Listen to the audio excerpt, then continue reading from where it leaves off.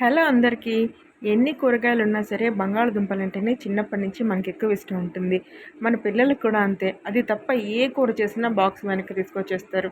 అందుకనే మిగతా కూరలు తినిపించాలంటే బంగాళదుంపలతో పాటు కలిపి చేసామనుకోండి తినేస్తారు. నేను అలాంటి ప్రయోగమే చేశానండి. క్యాప్సికమ్ తినిపించాలనే ఉద్దేశంతో క్యాప్సికమ్ బంగాళదుంపల కూర చేశాను.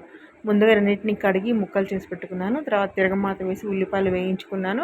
ఉల్లిపాయలు వేగేటప్పుడే పసుపు వేసేసాను. వేగిన తర్వాత కోసి పెట్టుకున్న క్యాప్సికమ్ బంగాళదుంప ముక్కలు వేసాను. చాలా చక్కగా కలర్ఫుల్గా కూడా ఉందండి. ఇప్పుడు ఉప్పు వేసేసి ఒక 10 నిమిషాలు మూత పెట్టేస్తే త్వరగా మగ్గిపోతుంది. మనకి లంచ్ బాక్స్లో 10 నిమిషాలు రెడీ అయిపోతుందండి.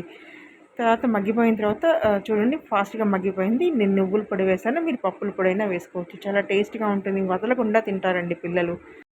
ఇంతకుముందు నేను కూడా క్యాప్సికమ్ తినేదాన్ని కాదండి. మా అమ్మ చేసేది ఇలా క్యాప్సికమ్ ఆలు వేసి.